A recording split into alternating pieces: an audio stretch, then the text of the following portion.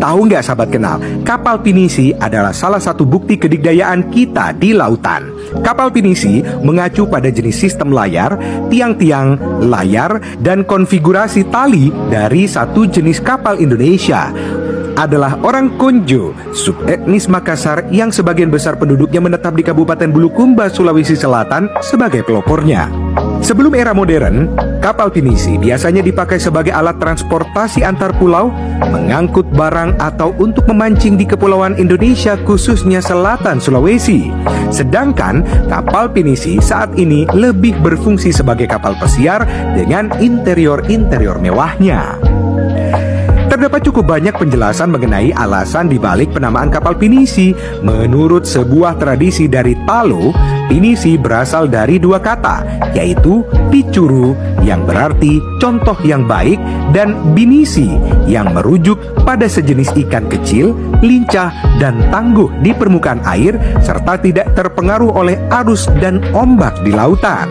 Sumber lain yang berasal dari Bugis menyatakan bahwa pinisi bersumber dari kata panisi, sebuah kata dari bahasa Bugis yang berarti sisip, yang mengacu pada proses mendempul. Juga terdapat pendapat yang menyatakan bahwa pinisi berasal dari kata Jerman dan Prancis, yaitu pinase, yang dipakai untuk menyebut kapal dengan layar berukuran sedang. Selain asal-usul nama yang banyak, juga terdapat rangkaian upacara yang mengiringi pembuatan kapal mahakarya bangsa kita ini, mulai dari proses pemilihan kayu sampai peluncuran, tidak lepas dari seremoni turun-temurun yang syarat akan filosofi.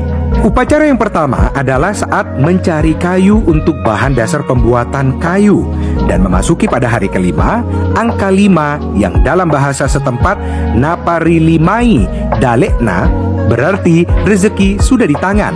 Dan pada hari ketujuh, nata juanggi dalekna yang berarti selalu mendapatkan rezeki. Hal ini dianggap sebagai hari baik untuk mencari kayu. Pencarian kayu biasanya dipimpin oleh kepala tukang yang disebut punggawa. Setelah menemukan kayu yang tepat sahabat kenal, terdapat upacara pengusiran roh penghuni pohon yang akan ditebang. Korban yang dipakai pada saat persembahan ini adalah seekor ayam. Jenis pohon yang ditebang disesuaikan dengan fungsi kayu, dan pemotongannya disesuaikan dengan arah urat kayu agar terjamin kekuatannya. Lalu terdapat peletakan lunas atau balok memanjang di dasar perahu. Pemasangan pengapit lunas juga tidak terlepas dari upacara adat. Saat dipotong, lunas harus menghadap timur laut dan pemotongannya tidak boleh berhenti di tengah jalan. Balok lunas bagian depan merupakan simbol lelaki, sedangkan bagian belakang sebagai simbol wanita. Terakhir, ada upacara selamatan yang bernama apasili. Ini adalah ritual yang bertujuan untuk menolak bala saat kapal pinisi akan diluncurkan. Untuk perahu yang bobotnya kurang dari 100 ton biasanya dipotong seekor kambing. Sedangkan untuk yang beratnya lebih dari 100 ton maka akan dipotong seekor sapi. Proses pembuatan kapal pinisi yang rumit dan mengagumkan itu membuat UNESCO menetapkan seni pembuatan